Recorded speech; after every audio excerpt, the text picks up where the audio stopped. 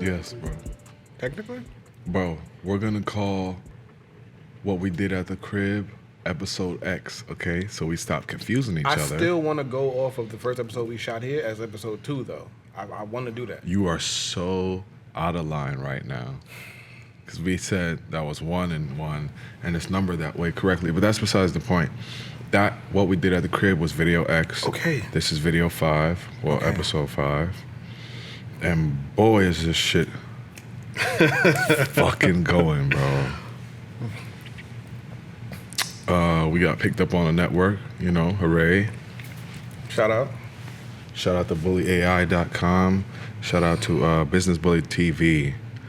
We got picked up on that network under, you know, Dave Anderson, the Business Bully. And, you know, it's going to be amazing. We don't even really have all the details ironed out yet right now, but... Should I be a part? Love to give these conversations. Should you be a part? Probably.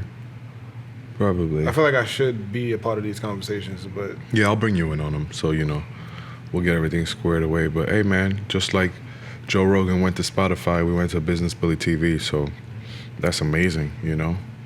After only 5 episodes. I saw a commercial of his that it was like a compilation of the last, I'm assuming, like 10 years of everything he was doing, and like it was like jumping back and forth to some of his biggest interviews and some of his like biggest guests and stuff and biggest moments and everything, and then it kept skipping between that and Who you talking about? Joe Okay. Rogan. It kept skipping between those clips and clips of when he first started out, when he was shooting on his... You gotta send that to me. Yeah, like when he was shooting on like his razor. I feel like that'll make a real nigga cry, son. Yeah, like you know? And then he ends up with, all right, man, so what are you talking about today? And it just closes the commercial. I'm just like, damn, son. That was a commercial? That was a commercial. On Spotify? Nah, it was on YouTube.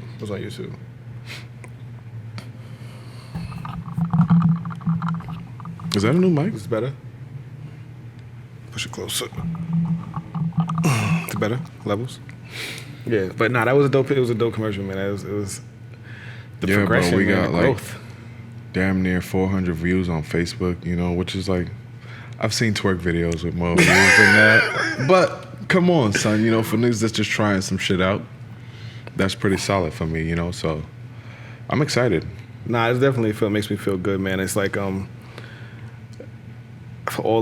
my social media presence and all of the dumb shit that I be saying on Facebook, man, this is one of the things that's actually been positive. And I just came back from Atlanta, and I feel like every week we record, I'm just coming back from somewhere, and some more crazy ass shit happens. So Yeah.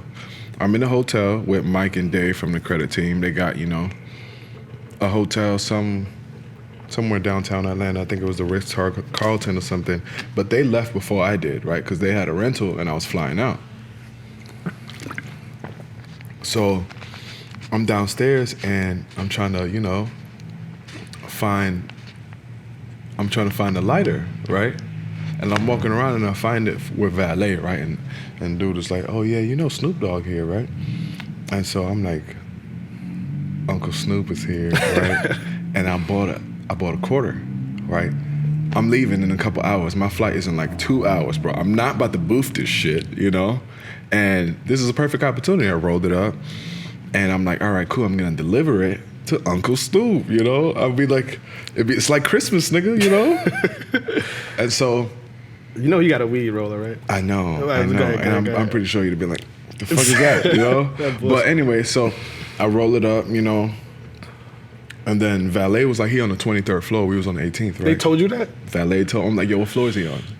He's like, 23rd. It was, you know, it was one of ours. So I'm like, that's pretty fucked up. But hotels, I guess, have the unspoken word of like, we're going to protect our clients and our guests. Because when I made it to the 23rd floor, there was this like white housekeeping lady. I was like, you need something? And I'm like, I think I'm on the wrong floor. Okay. And then I just left. I gave up. But to say, you know, it was a valiant attempt at trying to, you know, light one with Uncle Snoop. Like that's like bucket list shit, you know? I'm going with you. Like you to tackle. Because you gotta do, like, it's no way. Like, Yeah, I know. Yeah. But I mean, besides that, the business trip went great, you know? Get a lot of shit done. Been back, yeah. I mean, I came back last week, and since then, you know, we got picked up. About to release my website. Like, I got a bunch of affiliate shit coming up, which I'm trying to put you down on. You've been real busy too. Yeah, yo, you know, it's funny, like, especially when it comes to the videos and stuff, like, you know, I usually am the guy handling all of the tech and all of the editing and cutting and stuff like that. But this is so much different from the music videos that I was doing before that I really had to like seriously like stop what I was doing and start over from square one. So every time I try to do something, I always realize or learn somewhere that there's an easier and a quicker and a more efficient way to do these things. So take for example, like we had a conversation about pulling audio, and the way that you wanted to do it was effective, but it was still a bit more primitive. Ghetto, you know. I mean, well, yeah, you can It's say that. ghetto. Yeah, but you know, so I'm sitting in and I'm working out. I'm trying to figure out how this thing is done because I know it can be done, but In a more it's in a more tech savvy way. Yeah. Absolutely. You know, like just the audio file itself, as far as like spacing and then just all of the ingredients and stuff like that. But this journey is just like it's kind of I feel like. As far as this, like, I really overestimated my abilities as far as this was concerned. So it's kind of humbling in a way. But then, I was like, damn, like. But let me stop you right there and tell you something. I'm proud of you for that because everyone does. I feel like people are scared to be known as that guy, you know? You didn't want to be the photography guy or the podcast guy, or I didn't want to be the credit repair guy or the Navy guy. But it's like, you saying out loud just now that you failed at something gives you the credibility for the next guy who doesn't want to make the mistake you just made, you know? So people ask me, or I asked my mentor, how is it that I am valuable to my clientele? Or like, what do I have to offer? He was like, every loss you've made so far as an entrepreneur is a qualifying dollar and the reason why people should pay you, you know? And so I started adding up the losses, you know? I started adding up all the bad investments, you know, 30,000, 60,000, you know, this last one, another 15, you know, it starts to add up. And so it's like, I put the work in, you know, I did what it took in order for y'all niggas to listen to me, you know, you don't want to have to lose $100,000 and still figure out how to pay your mortgage. So that's why my course is $1,000 is much more palatable than what you could face if you don't know the information that's in here, you know. Just trying to do the legwork. Yeah, but I think people are scared of being vulnerable in any aspect, so it's like I'm cool with what I know and I'll stay here. You know, it's funny, I wrote down like on my notes as far as talking points, one of the things that we should just stop doing, and I think that's one of them, is being afraid to ask for help. You know what I'm saying? Like we especially us specifically, we come from somewhere where all you need is yourself, but at the same time it's like, it's really alright to ask for help, bro. Like, extend your hand to your brother. Yeah, that's my thing. And I remember when we met, like, I didn't want to fuck with you because it's like, it's cliche for all the people from the same place to all be cool with each other. So you came with that ear shit, and I was like, all right, cool. Why you put up gang? I didn't put up gang signs. You specifically put up gang signs. That's why I was like, let me get this grown, bro. I did. I probably did. You specifically put up gang signs. So I'm like, I'm out of here, you know. But now it's so much power and strength in you being able to articulate something to me that someone from a different region couldn't, just because it's like, we're not from the same space. We don't get each other. We don't gel, you know? You feel like, this one of my homegirls asked me, she was like, you seem to have a pattern as far as like the women that you date, not as far as looks, but you feel like you always have to date somebody from New York? And I was like, damn, I think so. Like, and granted, not everybody from New York is just super aggressive and all of that, but I think it's like base level. I mean, come on, not everybody. Bro, someone also told me that you like to put women on a pedestal. And so if you have all the same characteristic traits in your exes, nigga, it's your fault. But somebody told you that about me? No. Somebody told me that about me. But wait, hold on, because your shorty's from New York, so she don't sound aggressive. No. I wanted to touch on this when it comes to the podcast. Someone else said, I like what y'all doing, but I want to see you keep going. Yeah. Because as many hats as you've put on, I've never seen you keep one on for long.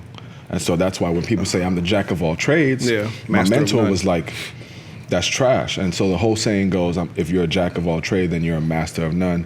And a master of none is worse off than a master of one. Or a master of one is better than a master of none. You know, so that's the full saying. And so whenever I said that to my mentor, he was like, no, I'm the ace of all trades. I was like, shit, ace of all trades. Like, not only are you familiar in this industry, you like dominant in it, you know? And so that's what like I'm trying to be. And I'm like, you know, calling on all the younger brothers and shit. Like, yo, we took Dante under the wing, you know? Like, when he came out here, like, we so excited to help people get to better places in life. Not to say that anybody's worse off where they at now, but if you're never trying to progress to get somewhere better.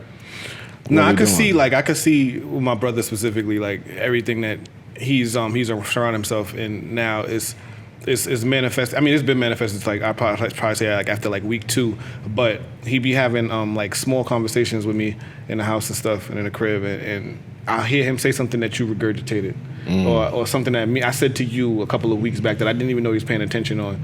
So I don't know. In a way, it makes me think like how much of a product you are of your own environment, but also just how much of a sponge you are around people to pick up things even subconsciously. Because I don't even know if he knew he heard that or he knew that he picked up on that or something like that. You know what I'm saying? So I'm pretty sure it was just subconscious. Because we always think we're in control of our environment and what we're intaking and what we're not intaking, but that's not the case whatsoever. And so that's why, even if it's, like I said, even if no one's watching this shit, if it's playing in the background somewhere and your son is listening to it, that's perfect. That's who exactly it's for, Or if you playing it and your man in the car, he listening, that's perfect. That's who I'm trying to holler at, because these are the people who I feel like have been complacent with their lives. Like, all right, cool, I got my girl, I got my car, I got my job. Everything's cool now. I could shake shit up and risk all this and get everything I wanted and some, or I could just chill right here.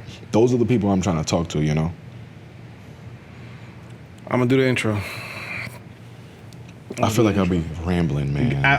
I be feeling you about to start cooking, and I'm like, damn, I gotta throw. That's the thing. Let me stop this man right here. I always gotta throw, and then because I don't want you to lose that momentum. So, boom, boom, boom. All right, so it's your boy. It's Chess Moves. Got your host. It's your boy, Young Izzy, capital Z, capital 2 Z's.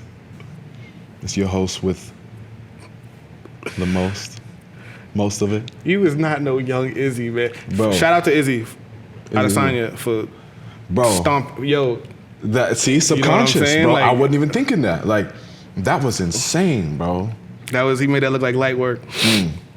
That was also shout out to the Charlo brothers for that for the twins just holding it down. I tried, bro. Yeah, just boxing and dominating. I saw some shit you shared. A Charlo versus Canelo fight. That'd be fire. Let me tell you something. I'm always down for the Lions Den. But Canelo a different breed, son. Canelo a different. This is gonna be about. I know, bro. This is Triple G. Yeah. These are vets, This is a blood sport. You know what I'm saying? This is like watching Spartacus fight Crixus. This is something else, man. But shout out to everybody who took home dubs this weekend. You know what I'm saying? Last weekend was an overall dope night for combat sports, man. It was incredible. A lot of good wins, a lot of solid victories. Everybody was just honing their craft, and while we was watching it, I was editing, I was learning. So I guess everybody was in their respective element, just honing their craft, man, sharpening their tools. It's nice to see a black man claim a challenge and accomplish it. That's so. Like, no doubt about it, no questions, no, it was a fluke, or he might have been a draw. Nah, he put that man out like a black and mild. It's hard to put a black and mild out. Like, you gotta, like a sledgehammer. Nah, for sure, man. What else happened this weekend? Court, man. It's I was like honestly debating on even talking about it just on here, but court is whack. Court has been so whack. Like, just dealing with the system is whack. The system was really not designed for us, and it's like I'm sitting here and mine is super minuscule, like like this little misdemeanor and everything, but just to take off from work and to get dressed and to put on clothes and knowing that you're going to a place where it's just not working in your favor, and you already predetermined, and you just part of a statistic at this point, like that. I don't know how people just do this shit. Bro, I went to court, and the judge said, after my lawyer petitioned to have the case dismissed, he was like, well, looking at who we're talking about, like, he was like, based off my size and stature, we're not here for no reason. That was strike one. I mean, we've all seen everything we need to know about the justice system, but you got to go through it yourself to know, like, yo, these people are not for you. No. So we've always, you see videos of, like, the 16-year-old black kid screaming, like, yo, I didn't do this shit, and how well that goes in your favor. And so watching Centoya Brown in court screaming, I didn't do this shit. And you're like, yo, this shit is not going to fare well for you. As innocent as you are, you shouldn't have done that. Yo, I was thinking about, bro. It's really, Sean, it's a game, but then it's not, because you don't win. Like, you are the pawn, and you have no control. So it's a game, but for who? Not for you. Like, it's not no game. But see, here's the thing, like, majority of issues in our community, like when it comes to prison, the person has probably already been in or out of jail by the time they were 15, right? If you're in the system by like 21 or something, like, or if you got some long amounts of time, right? And if that's the case, that means a whole system of adults, like these judges are like well into their 60s and 70s. These lawyers are well into their 50s and 40s. These attorneys are well into their 30s and 40s. Whole system of adults conspire against you because, when we look at credit repair, we talk about how like companies can't conspire against you and make accounts in your name. That's what we call collections. Like, how can this entire system conspire against a 16-year-old to say they may or may not have done, this crime? Like, and all you have is a public defender. Like, they got the DA, the state, police, witnesses, this, that, forensics, and you got the dude who just graduated. And he not even sure if this is what he want to do. And you like his 8th case. And more like 28th case. Well, even still, like, that whole setup, bro, is just dirty. That whole setup is just People dirty. say the system is clogged. I don't think it's clogged. I think certain pressures are put in certain places on purpose, So like, damn, yo, these lawyers are they're not backed up. This is exactly how the system this is how wants. it's designed. Yeah, that's facts. Exactly. Either you pay to play, either you have money to get your lawyer right, and you could get through this. Because it's not like you're doing anything magical whenever you get pushed through the system because your lawyer knew who and who. You just paid your way, I think, or else you got to wait in line, bro. I think my son said it, a good lawyer knows the law, a great lawyer knows the judge. And that should tell you all you need to know about the judicial system. Exactly. And my lawyer told me he knew the judge. That's probably why you straight. Nah, I mean, I'm straight in hindsight, but Yeah. Nah, to cap mine off too, like, everything ended up copacetic. I want to just tie this up. But, like, it's still, like, just the process of everything that had to happen and the stipulations and everything, like, the probationary periods and all of that, like, it's a hassle. Like, if you ain't listening to me, man, listen to somebody else who say it, but stay the fuck in school, son. Nah, bro. This shit is not for you. Yeah. Like, just stay out the way, focus on you, find your purpose, bro. Because I was going to ask, like, what do you feel your purpose is? definitely not to be in no damn court, right? Or no, like, I'm not even but talking about people, jail, but just court by itself. When I ask people that question, a lot of people, when I ask you what you want to do, you'll tell me what you don't want to do. It's like, hey, what do you want to eat? Well, I know I don't want to eat here. Hey, what do you do for a living? Or what is it that you want to do? Well, I know I don't want to do the job I have now. It's not what I asked you. If you clear your path and if you know where you want to go, you'll figure it out, So a lot of people are just trying to do the process of elimination with their life when you don't have that kind of time. Because once you figure out where it is that you want to be or who it is that you want to be, it's over. It's too late. You got kids. You got a man. You got people that are responsible, people who you are responsible for and things that you're responsible for. So you can't be selfish. I think I'm going to answer that. I think I'm going to say, like, what do I want to do? What's your purpose? My purpose? My purpose, all right, because what I want to do is something different from my purpose. My purpose is to show everybody like me that you can do this shit too, 100%. That's my purpose. My purpose, and my goal is to make history. It's really just to have my name recorded somewhere. I feel like you only have one name, and we when we first started out as people, we didn't have a name. Like, names became social constructs a couple of hundred years ago. So, but when they became a thing, they became relevant. So now that it's here, make it mean something. You know what I'm saying? So my goal is to really just like make history, but my purpose is to show everybody that looks like me that you could do this shit too. And that's part of the reason why I was real glad that this podcast came to be, because you could see everything that I'm saying and stuff on social media and everything, but that's still just my inflection of things that people else are talking about. I'm like, yo, I know this nigga got a lot more in him than the shares he makes on Facebook. Of like, course. bro, you have like a certain depth to you. And I'm like looking at you sideways right now, because I'm like, yo, this nigga stole my shit, you know? Like, that's my purpose. That's my goal, you know? But somebody said something to me. Forgot where I heard it, but it was like Martin Luther King has his name on almost every city in America. He has a street on almost every city in America. A ghetto-ass street, now, but that's good. Still a street. But you mean to tell me that was the only influential black man y'all could find?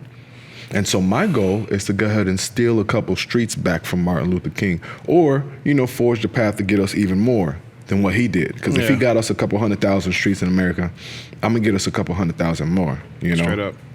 Yeah, and like with Dr. King, like when I found out that he smoked cigarettes and was nice and cool, you know what I'm saying? And yeah, he was a real big fan of jazz. It's, not knowing that before, I was like, damn, like he was just always like this superhero. But knowing that kind of humanized him again, and that's another thing why I like the podcast. And we got to do that. We got to humanize these people. It's humanizing myself. Exactly. Humanize these people so that we know, like, all right, cool. He a giant, but I'm just as tall. You get what I'm saying? I like that. He a giant, but I'm just as tall. Shout out to Burna Boy. He kind of just dropped that Twice as Tall album. And that's just got me in that frame of mind. But yeah, like, I'm done, you know, like, I'm done paying homage. I'm here to, like, claim my right, you know? Yeah, you wanna your idols become rivals. Mm-hmm. You know, it's like I respect y'all. Y'all are there, but I'm here too. You know what I'm saying? I'm here now. What's up? Yeah, we talk about this shit a lot. I feel like we talk about this shit a lot. Matter of fact, let's talk that. We could even apply that to your journey with going to talk to Snoop. Like you could have came in there on some fan shit. Oh my God, I can't believe it. But I want to talk. I want to do this. I'm gonna meet you again. Yeah, eventually, I'm sure. You know? I'm sure, but still though, you could have did it one way, but the way you went was, look, I'm not only am I here and I know you get down. I came with my own to get down too. Right. You know what I'm saying? Mm-hmm. So I had my own too, but like let's chop it up. Let's rub elbows. You know what I'm saying? So teach me that was kind of like he might have showed you, yo, you getting roll up lessons from Snoop, man. You probably would have got a degree or something. Mm-hmm. You know what I'm saying? Yeah, see that. Exactly. Every experience you go through give you a certain leg up on the game for somebody else who hasn't done it. So like niggas would have been in my DM like, yo, bro, what did you learn that I can? You know, not the best kind of niggas, but niggas, you know? And so apply that to every other aspect in your life. Everything else that you go and you experience that you didn't experience yesterday, no one else did. So what did you learn from not going to meet Uncle Snoop? That I'm going to meet him again. Like, yo, I was in, and that, you know, no matter how, like, go to these spaces that you want to be in. Yeah. Go to these spaces. Dan Pena taught it to me, and that's why I went to the Rolls Royce dealership, and I took the pictures, and I met the people, and I shook the hand. Same thing at the Ferrari dealership. Like, you gotta go to the places where you want to be in life, so that the world knows to bring you there too. You know, so Snoop didn't know, you know, that I was gonna be at the Ritz-Carlton.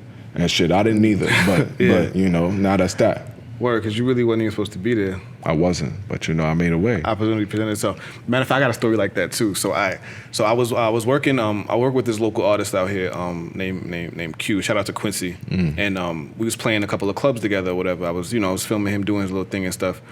And this was during the MEAC, which is like this big basketball tournament in VA. For those of you who don't know, and I was there, and you know, I'm not from VA, so I don't really know who's who and everything like that. So we shoot in the club, I'm getting my shots, I'm doing my thing and everything like that. Then all of a sudden the crowd go crazy.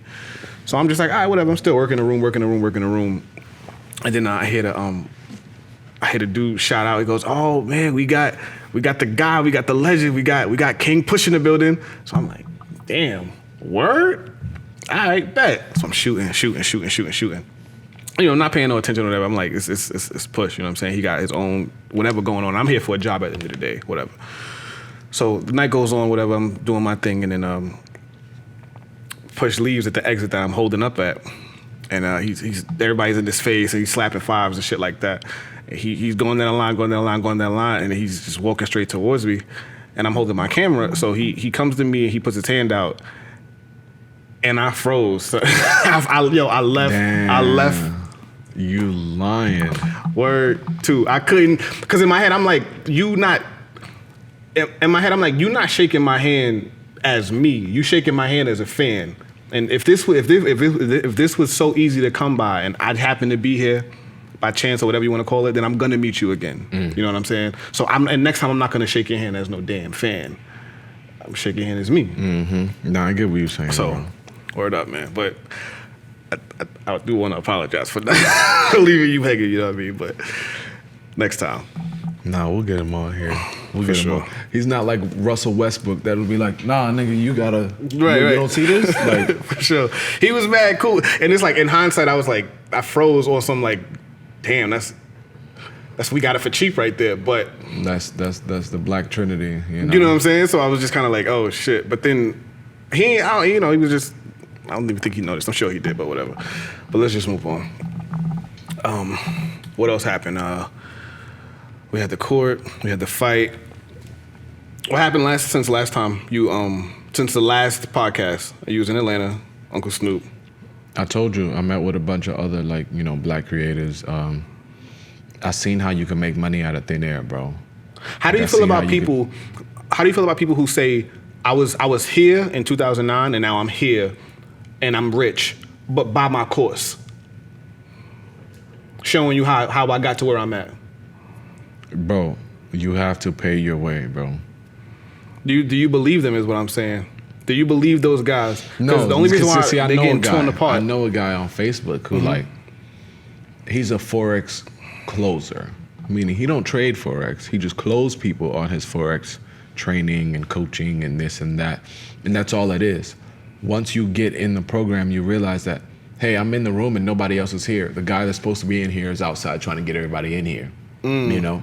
And so I know a lot of people like that on social media who just like, their claim to fame is the claim to fame, you know? Like, hey, I'm saying something, y'all should be listening to me. Like, nah, that's not what it is, bro. Like, you have to show us proof, you know? So he claimed to be a Forex guru of some sort, but when it came time for me to reinvest, I couldn't do it because I'm like, I haven't seen no returns. Like, I get, like, there's no way I'm gonna put $1 on the table and tell you, like, you're gonna tell me, like, yo, I'm gonna flip this and make it 2.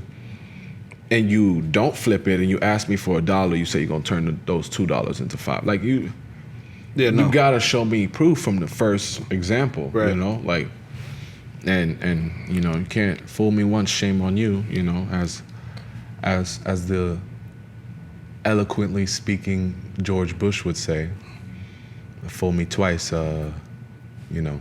Shame on you. Exactly.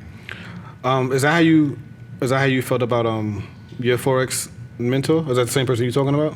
No. I didn't have plenty of Forex mentors over the time, like, and from what I know, I could do what he did, you know? From what I know in Forex, I could just put a course together and start selling people on, you know, see, the reason why I was worthy knowledge. The reason why I was like captivated when I saw you talking to that guy, because his Instagram page. But like a month later, I kind of felt like, damn, like I really got like pimped by a damn Instagram page because of what it looked like. You know what I'm saying? And I remember like just looking at the what he would just portrayed as luxury and everything with all of his images and the lifestyle that he was leading. And I'm like, he could have bought every single thing in all of these pictures. You know what I'm saying? Like he could have. This could all be one big lie. I don't think it is. You know, granted, which I was talking about and everything, but man, this social media shit is super deceptive, man.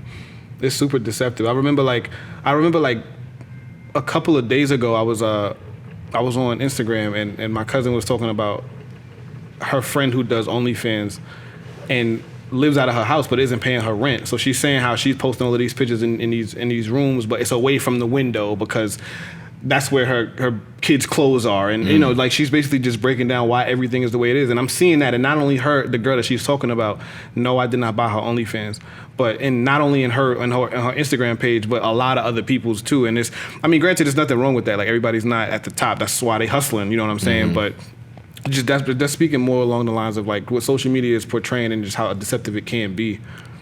To me, it's just like, we all lying to each other, bro. You know, we all like barely making it, but pretending that we're like on top of the game. Like, and that's true, bro. Yeah. Like Nobody got this shit figured out, man. Stopped working on me the other day. You know, like we paid more into this show than we've seen out of it yet. You know, it only makes sense. You know, it's the beginning, but bro, like we not pretending to be successful here. You know, like if anything, you shouting out your mishaps and your failures gives you more qualifications than you saying you know everything, because then nobody want to talk to you. What I'm gonna teach you if you know everything? Right. You know. See, but I never if you looked at come it out like that. humbly, you know, like, hey, this is what I know, but I know you know this, and it's a lot more. So, you know. Son, like, I fucked up a lot, yo. Like, Don't never burn a bridge, bro. yeah, not with people, but just with Opportunity. Opportunity, yeah. Like opportunities. I would say my biggest like mess ups be when I don't take the opportunity because you don't know what's on the other side Exactly. of that. You know what I'm saying? But just like, I feel like I've seen a lot of things, and my first instinct is to jump at it and bite it, and that's led me headfirst into a lot of walls. There's a lot of doors, or a lot of walls out there disguised as doors, you know, and you just gotta run into them. And I ran into a lot, I feel, and you know, it's been a journey that I tell myself like, all right, this is the one. This right here is the one. Like they got this cover, they talked about this, they mentioned that, they bringing up this, they wearing this. And it's still a wall. Nah, bro. I do the same thing. Everyone is the one. You know, every project is the project that's going to uplift us. Every, you know, situation that we trying to invest in is going to be the one. Because if you don't have that faith in it, why should anyone else put $1 behind you? You know? If you don't, like, that's like us coming on here and saying, like, damn, yo, we all right, you know? We hope y'all listen. Like, nah, like, we them niggas, you know? Like, I already, like, we called it out before we started recording. I don't even know if we said it online or not. Like, we already know who we want to replace in the game, you know? So I'm not just here, like, showing up on a Wednesday, you know, afternoon or a Wednesday evening, like, hey, I'm just here, you know? Who wouldn't play? You know, I'm not like, yo, I got next. Like, nah, I showed up 6 o'clock this morning. Like, this is my court. You got to play me to get off, you know? I know a lot of people that they asking just me for more and more clips and stuff. Really? Yeah, like just interpersonal relationships that I've had that are like, yo, I just want to hear more. Like, you know, we talk about these conversations whenever you call or whenever I call, and we have a set list of topics, but I want to know what you and your element when you're talking to your friends about. So, you know, you got to put it out there. But to kind of know that there's people looking forward to the dialogue that we share is it's kind of dope. You know what I mean? Yeah. It's dope and it's daunting. Yeah, at the same time, because, you know, now that we on the network, there's responsibility here. We could have quit before. Now we can't quit. Because now I have responsibility. Now I have people to answer to. And I was going to say this about everything. You know, you could look at this in every aspect. As soon as I started hiring people, like as soon as I got my VA, who I only pay like, you know, a couple $100 a week, a month, you know, and when I was feeling lazy and not wanting to close a phone call, and then she would hit me up like, hey, sir, I was supposed to get paid today. And I had to make a call, like, yo, close somebody right now so you could get money to pay your assistant. And then you start to look around like, damn, yo, I do this with my family too. Like, yo, my son come up to me like, hey, dad, like tomorrow's my son's birthday. Hey, dad, yo, what we doing? This whole week I've been grinding to get some bread for my son's birthday, you know? Right. So once you start to look at the butterfly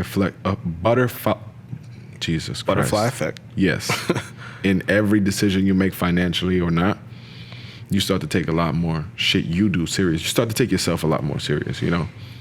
I try to think about what separates me from the next person that want a podcast or want a talk show or want to start his own. You did it. That's it.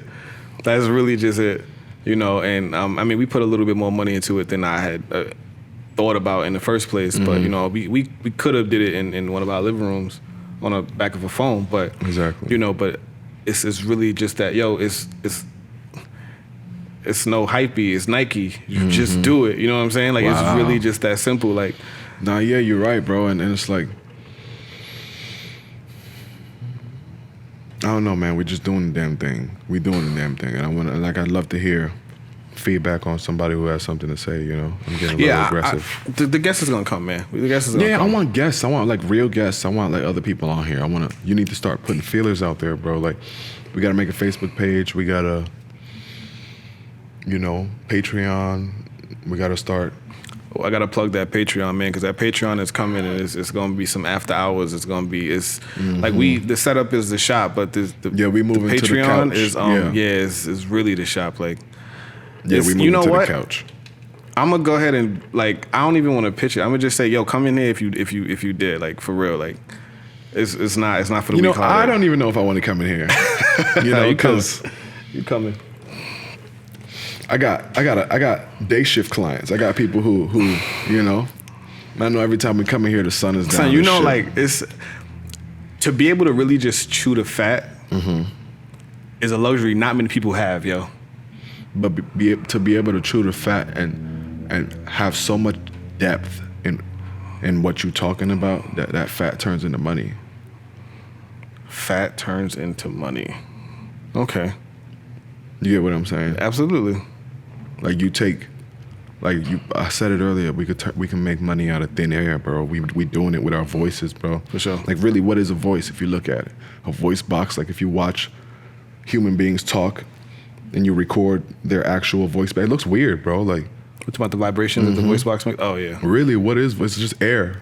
Yeah. And we're like articulating ourselves in a certain way, so much so that people are paying us money. What? Right, like LeBron sat at home at one point and was like, wait, you mean to tell me that I could play basketball and y'all gonna give me money? Like I could just like keep doing this, like I could go even harder and y'all gonna pay me even more. Like, what? Yeah. And so that's how I feel right now. Like, what you mean sit down and talk and y'all gonna give me money? What do you mean what I've been doing all day? I've been doing this shit my whole life. People tell me to shut the fuck up. Like, you just have to channel it into the right spaces. People want to hear what you have to say. I'm gonna be honest. They just want to be able to tune in, I'm gonna be honest. I'm at least on my side, it's gonna be a lot of negative comments, yo. I piss a lot of people off, man. You can't leave it on me to be the guy to reel people back in, bro. Because I got bad reviews on Yelp already. Son, like, bro, you was with me in court. That lady. Yeah. That was different, though, man. That was different. Come on, son. All right, I want to switch it up real quick, man. All right, so you're going back to D.C. after this. Mm-hmm. What's this sabbatical in D.C. shit doing for you? I'm in album mode, like Hove, I'm growing my hair out.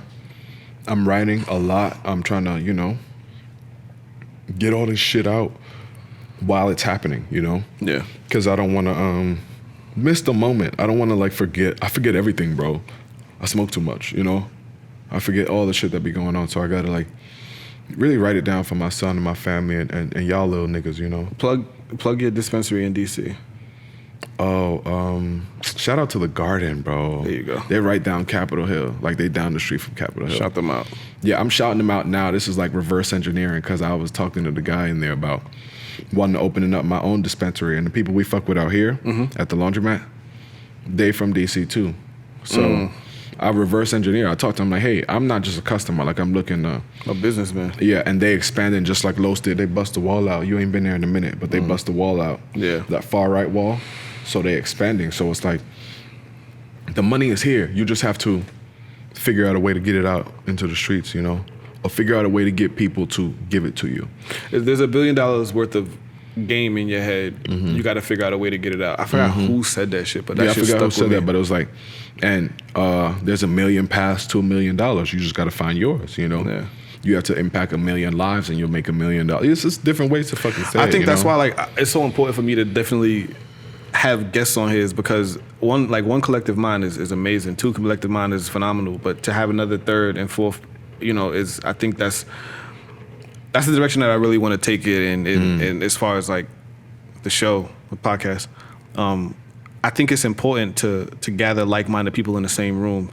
I feel like some of the best conversations and the best ideas come from like-minded people in the same room. You know what I'm saying? It takes one person to spark an interest, but it takes a group to make some shit happen. And it's a lot of people out here like that I see on Instagram that's always going on live, always talking. Yo, at 8 o'clock I'm going on live. At 8 o'clock I'm doing this. At 9 o'clock I'm doing this. Tune in on Sunday. Yo, just come here. Just come here. This is the perfect platform. This is everything that you was doing. You just not in your room. You're not with your bonnet on. You're not with your do-rag on. Like, yo, just come here. You're not having to share a live and join somebody live to talk about how you feel. Like, it's not, you know what I'm saying? Like, yo, just come here. Local business members in the 757 and on the East Coast that's willing to come out here and sit down with us to talk to us about their journey as an entrepreneur, their journey as a father, as a mother, as whatever it is that you feel like you've grown in, then by all means stop by. We're willing to, you know, have you on as a guest. That's what it's been about. You know, we 5 episodes in now, so I'm really steadfast about bringing other people on and picking other people's brains. Yeah, absolutely. Again, I'm waiting on a couple of responses from some entertainers, some artists and some DJs and stuff, but just people who, and rightfully so, like the conversations that we've had so far have been, it's still about finding that groove, because our record days are, you know, most likely Monday and Tuesday, but outside of that, these people have lives, you know what I'm saying, and they still doing a hustle, so the bag got to come first. I always understand that, you know what I'm saying, but it's just, it's patience, but it's also strategic moves, like chess moves. And I was gonna say, like, the show being called Chess Moves, I was kind of gonna save this story for when Los came on, but like, it's so strategic because I used to be in his chair, and you know, when a barber talks too much, it means he's interested in your conversation, you know. And so I used to go home like, and my girl would be like, "Damn, you were gone for like an hour and a half. Like, what type of cut is that? And how much you pay for that cut? Like $45 for a fade?" And I'm just like, one, like I'm building a relationship with this guy. Like, I don't know where it's gonna take me, but I'm building a relationship. It's worth it. It's worth the cut. You know, it's worth the price. And you know, I like it how it is. And lo and behold, me coming to get a haircut with this guy year in and year out, driving like, you know, 2 cities over, even though I don't have to. You know, it's 100 barbers between me and him. But how many people would have given me this opportunity to use their shop? You know, and like he said, when I was sitting in this chair, like, it's 100 dudes that came and offered me the opportunity to be, you know, use my space as a studio. But, you know, the way you manicure this relationship and the way you know, delicately handled me and respected me throughout is the only reason why I gave it to you and no one else. So, you know, that's a chess move, bro. That's a chess move. It took me 4 years, bro. It took me 4 years to get this studio, you know? And it wasn't even ready until 6 months ago, you know? So how did I know? How did I know that it'd culminate ever so perfectly for us, you know? What you said the other day, certain maths just work. Certain maths just work. Did I say that? You did. That don't even sound like me. That sounds smooth. That sounds like a smooth ass nigga to me. That's your pen, man. That's your pen. That's yeah, all bro. over it. Certain maths just work. This one definitely did. For sure. What you got coming up next week, man? This week, your little man's birthday. We getting on the network, so we got a lot of shit to shoot in the coming days so that we get our intros together, you know. We're going to be on Spotify, Apple Podcasts, and all the other podcast platforms that you can find us, so I'm excited about that. You know, y'all could get us on the road in your car. Yeah, I'm excited about all that shit, man. My book is coming out. My birthday's on the 17th of October. Today is, you know, September 29th, so my son's tomorrow. Mine is, you know, around the corner. So I'm just excited, bro, about all this shit. That sounds good. I think I got some real estate things in the works. And I got some day trading. I had a conversation with I was talking to this guy that I was thinking about taking his personal training class, and we somehow ended up talking about day trading. And he was telling me like how easy it is, but how so there's a word, meticulous. How meticulous it is as well. And we started chopping it up about everything, and I think that's a door here. There I go again saying this is it, but it's another door that I got to see what's on the other side, man. I got to see what's on the other side. Bro, so. like, yeah, I mean, I guess I'm different in that aspect. Like a lot of other entrepreneurs, like when you ask their backstory, it's like, yeah, I worked this job, I did this, I did that. But I was like, yo, what did you do to kind of, you know, forge your path? Like I was in Forex, I did the regular stock trading, I did insurance, I did MLMs, you know, I did a bunch of shit, bro. Like a bunch of different stuff to like kind of forge this path. Like, you know, real estate, wholesaling, flipping. I did tried to do a couple flips, did some successfully, some failed. So it's like, yo, is there any that my failed? binder's full, bro. No, for sure. Is any one of them that failed that you are not coming back to? Because I feel like even though you don't fuck with Forex that much, I feel like I would never not go back to it. I mean, I said like it's lucrative, you know, right now. So far, the only thing that I wouldn't reinvest in or look into is like any of those MLM, you know, insurance company things. I mean, not to say that I wouldn't do it again, because honestly, I see like Black China and Waka sell they sell like IML Live Academy and shit, like basically Forex stuff. So it's like maybe MLM didn't work for me, not because it didn't work, but because I just didn't have the clientele, the people, you know, the database. I think you should go back to. I think even though you spent however X amount of dollars, it still owes you $100K. Yeah, Forex owes me money. Forex owes you Forex $100. owes me money for a fact. And like even like real estate, I'm gonna get. Yeah, Forex owes me money. Real estate owes me money. You know what I'm saying? Maybe I'm going out on a limb, you know, and I'm going out with vengeance against all these industries. Good. You know, like y'all, we have a conversation to be had. Y'all got up and walked away from the table before I was ready. Put the game in the chokehold. You know, that's what I'm here to do. Put the game in a chokehold. But yeah, man, shit, that's fucking exciting. That's like, you just put some hot sauce on my burrito, baby. For sure, man. All right, we can wrap this up, man. For sure, wrap this up. I'm super excited about how the rest of this week is gonna unfold, man. Like, it's only Tuesday. We might have to discuss like more episodes, more often, or longer episodes. Not longer, but like more. Just capacity? Yeah, like whatever. We'll get to quantity. All right. For sure, man. All right, sign off. Episode 5. It's your boy. It's your boy. It's Young Chess Izzy Moves. with a capital I and capital Y this time. The Z's are small. Come on, bro. I'm trying to figure it out. Y'all said my name is Black, and I don't know how I feel about that. I'm wearing all light colors right now. I'm going to put a poll in, and I'm going to say, what should his name be? Izzy or Black? I guarantee Black's going to win. Bro, nobody's calling me Black. Yes, we We're do, not Black. doing it. If it... All right, come on. Don't go.